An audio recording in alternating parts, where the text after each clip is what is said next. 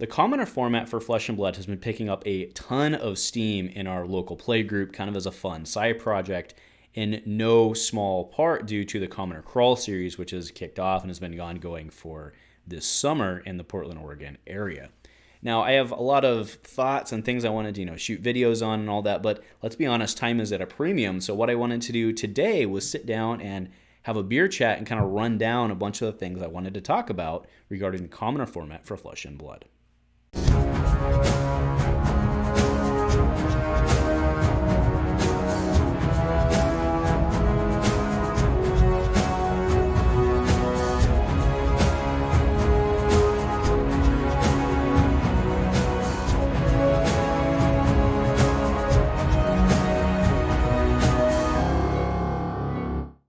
A huge shout out to our channel members for supporting what we do here. If you want to get involved with the channel and the Dice Commando community, please consider joining as a channel member. Remember, these videos are only possible with your support. You can show that support with a like, a subscribe, and by leaving us a comment and sharing your feedback. Community first, and go Commando. Hey there, Flesh and Blood folks. Welcome back to Dice Commando and Go Again, a fabulous cast. Thanks for tuning in for tonight's beer chat. That's right. Does anything go better in a discussion about social gaming format like Commoner than beer? I think not, right? Sit down with your buddies, have some good time, and just enjoy yourself, right? So perfect. Yeah, a lot of things I want to talk about tonight in Commoner. Figured it'd be easier to just kind of one-shot it and talk about it kind of in a casual format. Now, tonight's cast is sponsored by our good friends over at FabDB. You guys all know them. You guys all use them, right? Over at fabdb.net. That's right, .net. The best source on the interwebs for collection management, for deck lists. You can go do all sorts of any sort of research you want over there. Build your decks, build those commoner decks, right? You can distinguish your lists, you can sort and filter, and it's a great tool for making everything happen. So thanks to our friends over at FabDB for keeping the lights on over here and for everything they do for the Flesh and Blood community. It's a fantastic resource for all of us. All right, so talking commoner tonight, right? So just to bring everybody up to speed, right? And advice, if you're headed to a commoner tournament, make sure you know what the rules for the commoner tournament are, right? It's a little misleading because the commoner format in Flesh and Blood does allow rares, a certain number of them, right? So it's a 40-card deck, no more, no less, can include only common cards. The deck itself can only include common cards. Do not make the mistake like I almost made a couple weekends ago and bring Run Through. Run Through is a rare. Do not make that mistake. I did not make the mistake, but I almost did. Your inventory, though, your 11 inventory cards can include up to 2 rares, and the rest must be common, right? So basically what that means is that you could run 2 Cintauri Sabers, you could run the Claws, right? And most of this is pretty much applicable to, let's be honest, is pretty much applicable to the crew stuff, right? And then you are allowed 1 Young Hero card, which can be a rare or a common. Also another mistake that not really a mistake, right? So Icelander, she was a Majestic in Everfest. But guess what? She got reprinted as a token in Uprising, which means you can now use Icelander. And I just had in my head for like the longest time that you couldn't use Icelander. Obviously you can because she's a token now, right? Because remember, it applies to the lowest level printing of said card, right? So anyway, that's all of that out of the way. So let's talk first the last tournament. So there was the Commoner Crawl number 1, which happened a couple weeks ago. We blew me away, right? We had way more people there than I thought we were going to. I thought we'd have mid-teens. We were in the low 20s, right? So not being a 5-round tournament. The winner was Kassai, and you know who the winner was? This guy, that's right, 5-0 baby with my Kassai list. Do keep in mind though that none of the new stuff was legal, and interestingly enough, which is kind of a side chat, but Belittle, right? So Belittle is banned, and so is Ball Lightning, but those did not go in effect until July 1st. And interestingly enough, this was before July 1st. But then, interestingly enough, too many interestingly enoughs, but the point was I came in there and I took track of how many players showed up with what they knew was going to be banned. And this is the reason that I love gaming like this, especially in a good community like that, right? The people that showed up, there were only 3 people out of, I think, the 20-some, it was low 20, I think it was 20 to 22 people. Only 3 people had one of the banned cards, were running a banned card, or and to be clear, it wasn't banned yet, but only 3 people there were running a card that was one of those 2 cards, right? That's the way to say it. And they are banned now, just to clarify, right? But only I was very, very impressed by that. I thought we were going to see a ton of, I thought, well, and by a ton, I thought we were going to see, 60 to 75% of the field show up with decks that were there for casual gaming. And then, those dudes that show, because there was a bunch of prizes, like Sean had organized a bunch of prizes. He was working with Travis over at Fab Foundry to do all that. Plus, I was donating some stuff. And either way, I was really afraid that because there were some pretty good prizes, the prizes were probably too good for the level of tournament that we were trying to spot. And that's not negative feedback, right? It's just saying it was supposed to be a casual tournament, and all of a sudden the prizes got really good. So I was really afraid we were going to get some DBs show up. And I was really impressed overall at the community that didn't happen. I love our local community, right? The community at large, especially the internet-based thing, can be a little toxic at times. But, once we start playing with people in person, things are really, really good. So I was actually beyond impressed with that. So yeah, the tournament went very well. It was hotter than hot. It was hot, right? Summertime, but, it's Pacific Northwest. We're not used to being hot.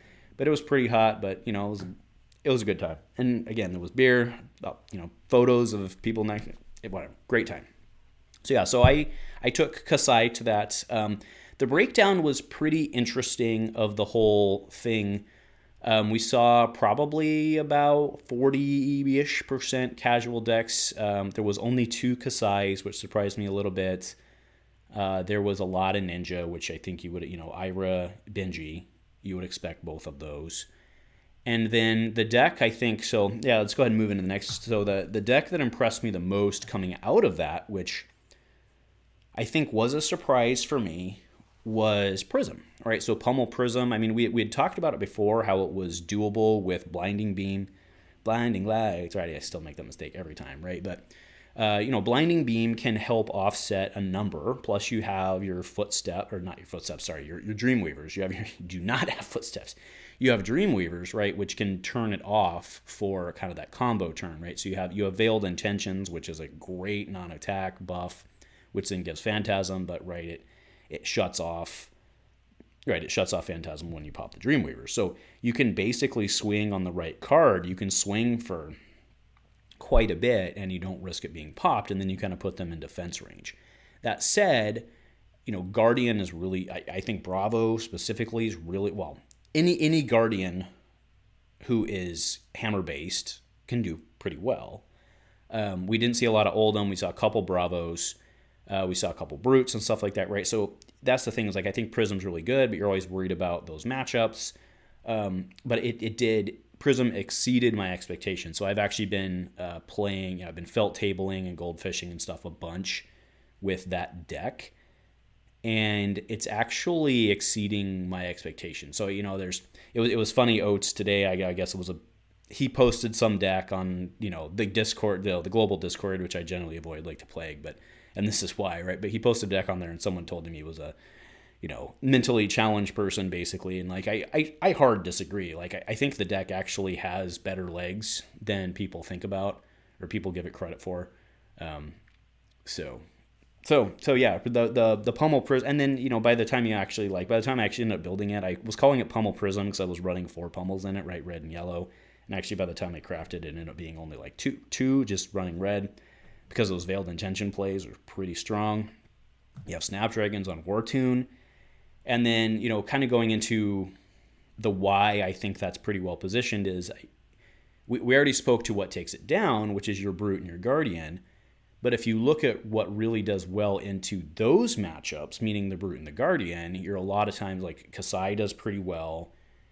Your ninjas do pretty well in general, right? So if we look at what was at the top tables, by and large, the top tables were largely Warrior, Ninja, and Lexi. And again, we didn't do a top cut, but you over the course of the tournament, that's how it works, right? People gravitate towards tables 1, 2, 3, and 4, right? And that's kind of where I was paying attention at where it was. It was predominantly Ninja, and then Warrior and Ranger, right, with Lexi. And interestingly enough, that Lexi person was not playing Ball Lightning, right? They were just on a straight up Frostbite, which I do think that'll be something that people especially with Icelander now being a thing. I do think people are going to start budgeting in how to get around ice a little better. So maybe ice Lexi won't be, right? Because it's basically an EDD Lexi, right? Extra damage dominate, where you're trying to do some sort of pump and just land 4 to 5 every turn and a frostbite and hope that you slow them down enough that your 4 or something per turn coming in with the dominate outpaces what they're trying to do because you also slowed them down. I mean, it's a pretty solid strategy, right? So the ice Lexi move is pretty solid. We'll see if she picked. Honestly, I haven't put too much effort into her with the new cards out to see where she's gone. Did she? We know she got in CC. We know she got a bunch of new tools. I'll be honest, I haven't really looked at her in terms of new stuff for commoner, right? And then, Oldhim and Bravo are basically the same. I think Bravo, I mean, you guys know me, I'm not a huge Oldhim fan, right? And by that, I don't mean I don't think he's good. I just don't like to play him. But I think that him and Commoner, without all of his, big stuff, I think OG Bravo is probably better. But then again, there's nothing, aside from the onboard dominate ability, there's nothing really that, I mean, I'm probably countering myself here because Oldhim has access to everything that Bravo does and more. So inherently he should be better because the only thing he loses is that onboard dominate. So because he can still run Anaphos, which is really, really, really freaking good in this format. So going through kind of my tournament overall. So my round 1 was a Levia, which I didn't have too much problem with. Then I faced a Viserai, which I was really worried about, but I'm on a higher curve in my Kassai deck than, most people run reds and yellows in Kassai. I run a number of blues. So that helped a little there. And then that also helped me in my round 4 matchup, which was a Lexi, of having a little extra. Right? And sometimes I was just swinging for 2 and then reacting over top, but it'll get her done eventually, right? Whittle in. It's just math, right? It's just a math game. And then two ninjas. One was an Ira, one was a Benji. So the Benji one I didn't really have too much problem with because they don't like to block, right? Most of their stuff blocks for 2, and I was just swinging away. So anyway, that was that. So next thing is looking at the new guys, right? So this will be this commoner. So I forgot to mention, commoner crawl number 2 is this weekend, July 10th. It's actually tomorrow. This will go up Saturday night. So tomorrow, it's over at Glendevere Golf Club. I'll throw up the vital info, but I know most everybody in our area at least is who's I mean, because you're not going to fly in for a commoner event, right? So most of those people are already aware of that. So looking forward to that tomorrow. I haven't yet decided on what I'm going to play, and I probably wouldn't tell you kids anyway, ahead of time anyway. But the new guys are legal, right? And by the new guys, I do mean Fi, Dromai, and yes, Icelander, because she's been reprinted as a token now. Cheers, Andrew, for being a dum-dum for the last week and a half. So Fi, I think, is relatively easy to figure out. I think you go Kodachi Rupture line with him.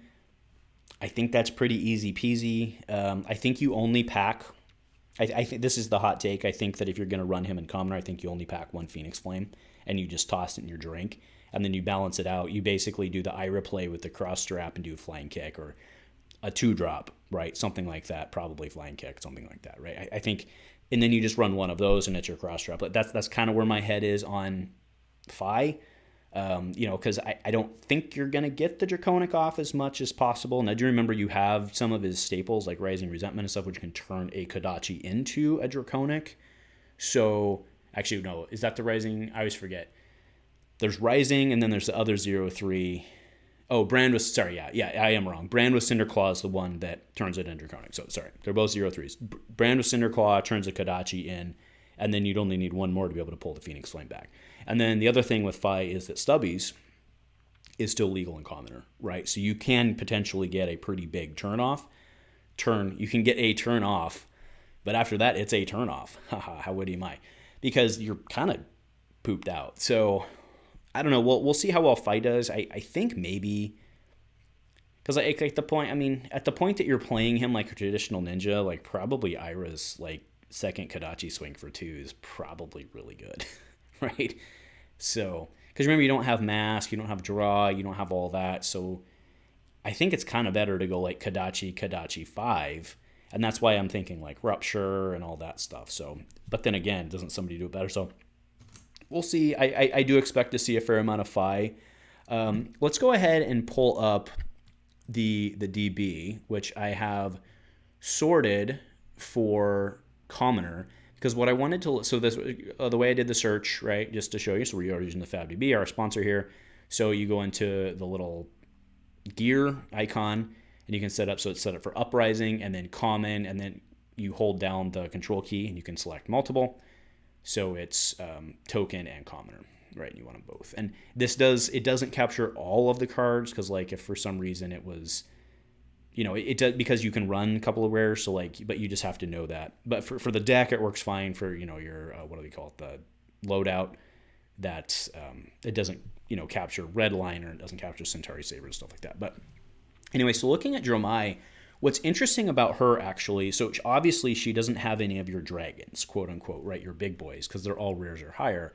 But what's interesting is because her dragons use up all of her big boy slots, most of her functional cards are a commoner. So like, and she's got some good stuff, like Dunebreaker Centipie is pretty good, right? So you have Dunebreaker Centipie, it's a red card, you pitch 1 for it, and then if it gets popped, you create an Ash. So yeah, that ends your chain, but then you have Ash out, right? And you still run the Storm with her, right? I don't know why I clicked on that. We all know it. I mean, you guys get it, right? I can throw it up in editing too. But the point here is, yeah, she doesn't have her dragons, but she has all her other tricks.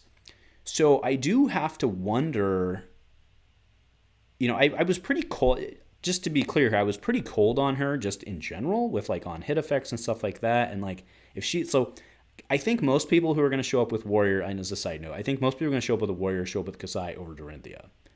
That said, if Dromai starts becoming like a commoner thing, like Dorinthea is going to go to town, right?